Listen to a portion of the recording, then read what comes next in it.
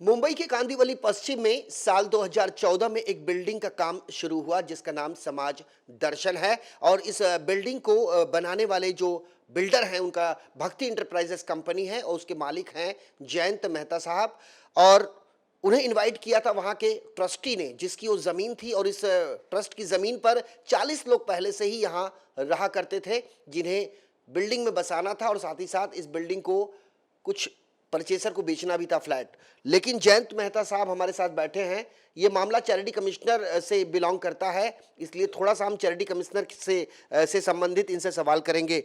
ये जो बिल्डिंग बनी है ये तो बन नहीं पाई, लोगों ने फ्लैट बुक किए, उन्हें पोजीशन नहीं मिल पाया, एफआईआर दर्ज हुआ और अब सब मामला कानूनी पचड़े में फंस गया है। चैरिटी कमिश्नर का जो रोल है थोड़ा सा बताइए कि चैरिटी कमिश्नर में जो शिकायत की गई थी क्या वो शिकायत वहां एडमिट की गई? चैरिटी कमिश्नर में जो ऑर्डर मेरे फेवर में हुआ था, मतलब अलाउ किया था कि Bhakti enterprise should be permitted to complete the building, construct the building. उसके अंदर हमारा कंडीशन था 80-20 का।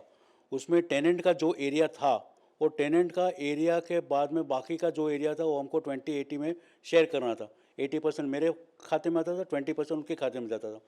वो चीज़ के अंदर जो प्रॉब्लम चालू हुआ वहीं से हुआ। वो जो ऑर्डर उन्होंने जो दिया उसके अंदर से ही वो ऑर्डर का ही मिस इंटरप्रिटेशन चालू हुआ, तकलीफ वहीं से चालू हुई।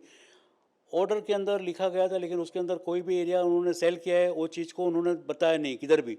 चैरिटी कमिश्नर को कुछ नहीं बताया कि हमने कुछ भी नहीं फ्लैट। बताया। 3000 स्क्वायर फुट बेचा हुआ है, वो उनको बताना चाहिए था कि मैंने बेचा हुआ है, लेकिन वो अगर बताते तो वो पहले से ही फॉल्ट में आ जाते। 3000 स्क्वायर फीट किसने बेचा था? ट्रस्ट ने बेचा है। ट्रस्ट ने बेचा है और different tenants. Different talent. Okay, ये इंटरवेंशन के बारे में थोड़े समय पहले आप बता रहे थे ऑफ द रिकॉर्ड, थोड़ा सा कैमरे के सामने बताएंगे? जब ये ऋषभ राज डेवलपर का अपॉइंटमेंट का जब ये बात हुआ तभी मालूम पड़ा कि ऋषभ राज के पास जा रहे, तो हम लोग ने डायरेक्टली पर्टिकुलर मैंने पहले इंटरवेंशन किया कि भाई हमारा पैसा लगा हुआ है, ना ही हमको एरिया दिया गया है, ना ही हमारा पैसा रिजर्व किया गया है, ना ही हमको कुछ रोकड़ा पैसा दिया गया है। और मेरा जो खर्चा हुआ है, जो भी मैंने 8 माला बनाया था, जो भी खर्चा किया था, जो मैंने अभी बताया कि आर्बिट्रेशन के अंदर 32 करोड़ का मेरा क्लेम पेंडिंग है विदाउट पेनल्टी विदाउट डैमेजेस। और 32 करोड़ के अंदर इनके पास से जो भी पैसा लिया, लोन का पैसा जो भी लाया और मेरा खुद का पैसा, वो मिला के 32 करोड़ मेरा होता था। पैसा पूरा गया, उसका हिसाब किताब हमने आर्बिट्रेशन में दिया हुआ है, टोटल का टोटल। और अभी जो मैटर है कि इंटरवेंशन जो हमने किया, वो इंटरवेंशन के अंदर आने के बाद में ये सबको भी मैंने इन्फॉर्म किया, तो उनके अंदर से भी ऑलरेडी 5-7 आदमी हमारे साथ में जुड़ गए। अभी रिसेंटली इंटरवेंशन एप्लीकेशन हमारा अलाउड हुआ है। चैरिटी कमिश्नर को क्या मिसगाइड किया गया? चैरिटी कमिश्नर को मिसगाइड किया गया कि हमको कोर्ट ने बोला इनको अपॉइंट करो। ये किसने कहा? ट्रस्ट ने? ट्रस्ट ने कहा। जबकि कोर्ट ने ऐसा कुछ नहीं कहा था। कोर्ट ने ऐसा राइटिंग में ऋषभ राज के नाम का कुछ भी ऑर्डर दिया नहीं है। ट्रस्ट ने क्लियर बता रहा, उनका बोलना ऐसा है, जब आर्गुमेंट हुआ था, आर्गुमेंट मैंने सुना है कि हमने कोर्ट रिसीवर को बता दिया है, लेकिन कोर्ट रिसीवर को बताने से आई डोंट थिंक कि कुछ उसका डिसीजन आता है। Information is different thing, order is different thing. शुरुआती दौर में भी आपने बताया था कि जमीन का क्षेत्रफल कुछ और है और चैरिटी कमिश्नर के सामने जब एप्लीकेशन की दिया गया तो उसको बढ़ा चढ़ाकर बताया गया। चैरिटी कमिश्नर को क्या इस बात की जानकारी है? जमीन का क्षेत्रफल नहीं सर, उनके हाथ में जो पोजेशन था रूम्स का, उसका बात कर रहा हूँ मैं। उसका 708 था, उन्होंने 1600 दिखाया हुआ है। डिफरेंस वहाँ पे, अभी उनके आधार पे जो एरिया उनको सामने मिलता है वो ज़्यादा मिलता है ना, कि आपका 700 फुट के सामने 1600 फुट आपके हाथ में है तो आपको एरिया ज़्यादा मिलेगा। अभी 700 फुट है तो उसका एरिया आधा हो गया। और वो चीज़ के अंदर मेरा मैटर जो पेंडिंग है चैरिटी कमिश्नर के अंदर, वो इंटरवेंशन हमारा अलाउड हुआ है। चैरिटी कमिश्नर के इंटरवेंशन के सामने अभी वो लोग ने अपील फाइल किया है, हाई कोर्ट में अपील फाइल किया है। लेकिन एक चीज़ क्लियर है, चैरिटी कमिश्नर का ऑर्डर उसका मतलब है क्लियर है कि परमिशन अभी तक मिला नहीं है, ऋषभ राज के नाम का परमिशन मिला नहीं है। तो बीएमसी में प्लान पास कैसे हुआ, क्या सबमिट करके उन्होंने प्लान पास किया? बीएमसी में रिक्वायरमेंट है, क्योंकि मेरा काम वो हिसाब से अटका हुआ था 2015 में, क्योंकि चैरिटी कमिश्नर का परमिशन हमारे पास नहीं था, वो हिसाब से हमारा सीसी आगे का मिला नहीं था हमको। तो बृहन महानगर पालिका के बिल्डिंग प्रपोजल का इसमें क्या रोल है?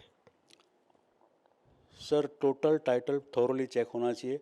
उनका DCPR 2003-4 के अंदर जो एडवोकेट का लायबिलिटी ड्यूटीज एंड रिस्पॉन्सिबिलिटी लिखा है वो मेरे हिसाब से प्रॉपर पालन हुआ नहीं है।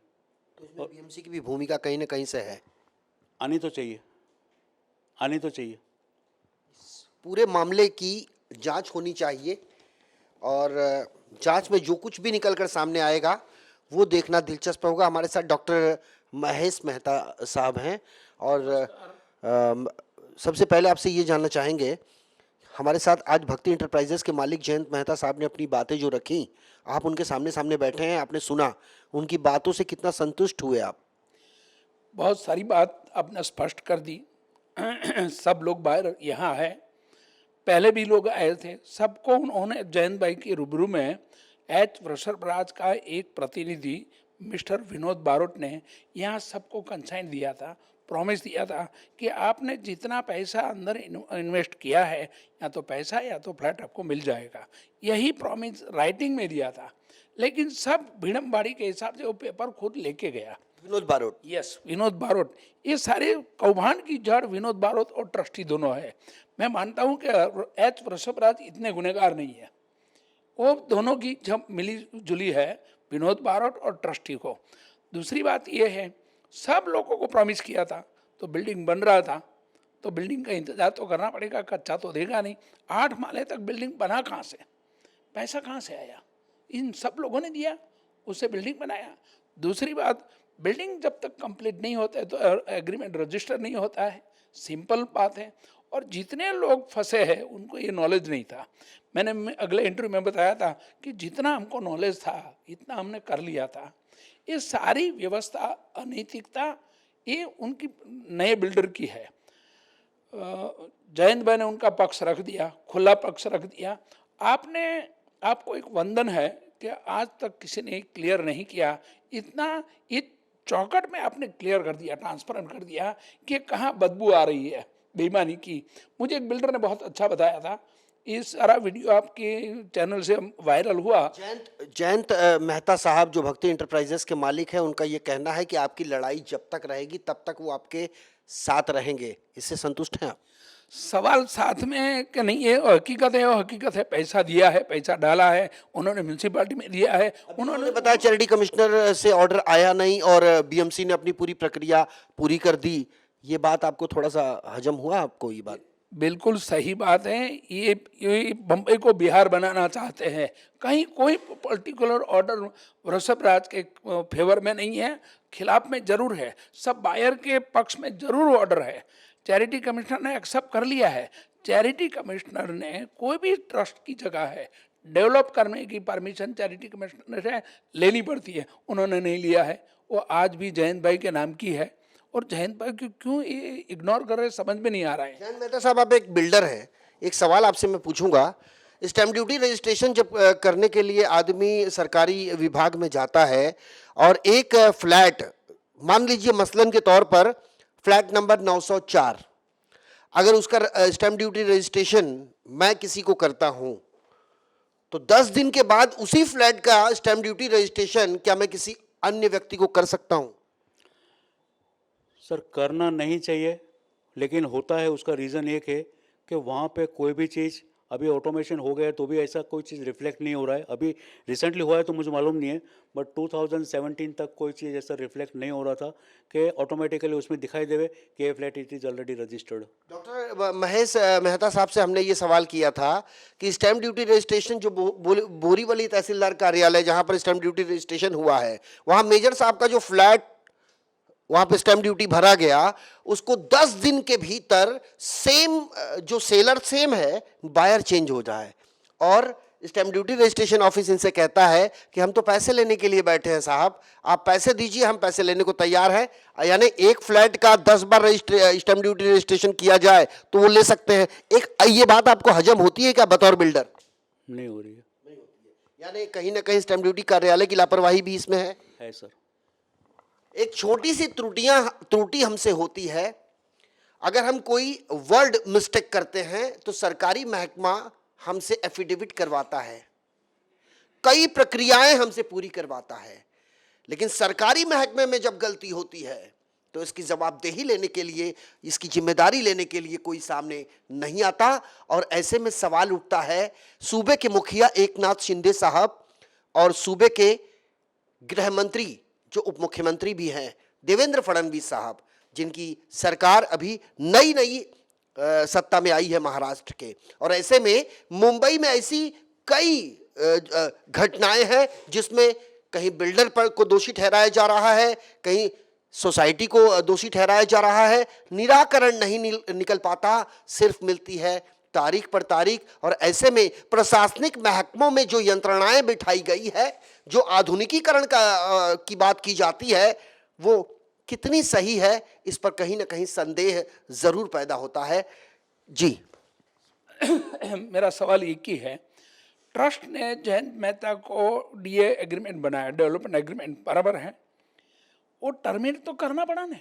टर्मिनेट करने के बाद एस रसोबाज को ज्वाइन किया। ऐसे ही हमारा बात है, हमारा एग्रीमेंट टर्मिनेट कर लो ना कोर्ट से, बाद में नया बनाओ ना। हम कहाँ कहते हैं, हमारी कंसेंट तो लेनी पड़ेगी ना। उन्होंने हाईकोर्ट ने टर्मिनेट कर दिया और नए बिल्डर को अपॉइंट किया। नया बिल्डर का हाईकोर्ट ने नाम नहीं दिया कि हरीश जैन को अपॉइंट करो या विनोद बारोट को करो। उन्होंने बोला आपको अच्छा लगे उनको करो। पहले उनको जैन पे अच्छा लगा तो जैन भाई के साथ एग्रीमेंट किया, बाद में वृषभराज से किया, लेकिन पहला एग्रीमेंट जो डीए था वो टर्मिनेट तो किया नहीं। शुरुआत में जब अखबारों में विज्ञापन दिया गया कि एक बड़ा प्रोजेक्ट बनने जा रहा है मुंबई के कांदिवली पश्चिम में, मेरे ख्याल से कोई गुजराती अखबार में भी मैंने देखा था, तो जब विकासक चेंज हुआ, भक्ति इंटरप्राइजेस को जब हटाया किसी भी कारण के चलते, तो जब नया विकासक आया तो क्या उसका भी कोई विज्ञापन किसी अखबार में दिया गया? हमने दिया था कि भाई इतने इतने हम एलओटी है, हमने लिया है। उन्होंने एक्सेप्ट किया। उन्होंने बोला डॉक्टर साहब आपको कहाँ लीड करने की जरूरत है, हम सबको फ्लैट दे दूंगा। तो फिर आज आपसे ये क्यों कहा जा रहा है कि हम ना आपको फ्लैट देंगे ना आपके पैसे? हमें मालूम नहीं था इतना ये चीटर निकलेगा। पुलिस स्टेशन में 27 जनवरी को उन्होंने किया था, सब एलओटी को कोई अन्याय नहीं होगा, मेरे सामने सीनियर के सामने। सीनियर ने भी बोला यार ये बोल रहा है तो दे देंगे। उन्होंने बोला डॉक्टर साहब, ट्रस्टी ने भी बोला कि कंप्लीट तो होने दो। कंप्लीट हो गया, उन्होंने बोला कि हम पहचानते नहीं आपको। अला इतना अनाप शनाप रुपया आप लेकर बैठते, पहचानते नहीं है। ये बिहार है, अफगानिस्तान है या पाकिस्तान, हमें समझ में नहीं आ रहा है। परचेसर की हमने प्रतिक्रियाएं ली, जयंत मेहता साहब की हमने उनका व्यूज रखा। अब बारी है एच ऋषभराज की, अब बारी है कथित ट्रस्ट की। और ट्रस्ट की इसमें भूमिका कहीं ना कहीं बहुत ज्यादा प्रकाश में दिखाई दे रही है, और ट्रस्ट के लोगों को भी इन 24 न्यूज के सवालों का जवाब देना होगा, क्योंकि ये मामला किसी एक व्यक्ति, एक परिवार का नहीं है। और ये इन 24 न्यूज का सफर बदस्तूर जारी रहेगा तब तक जब तक इस पूरे कामों में पारदर्शिता नहीं आ जाती, जब तक इन तमाम खरीदारों के जहन के में जो सवाल है उसका जवाब इन्हें नहीं मिल जाता। वीडियो जर्नलिस्ट देवानंद सिंह के साथ संजय मिश्रा, इन 24 न्यूज, मुंबई।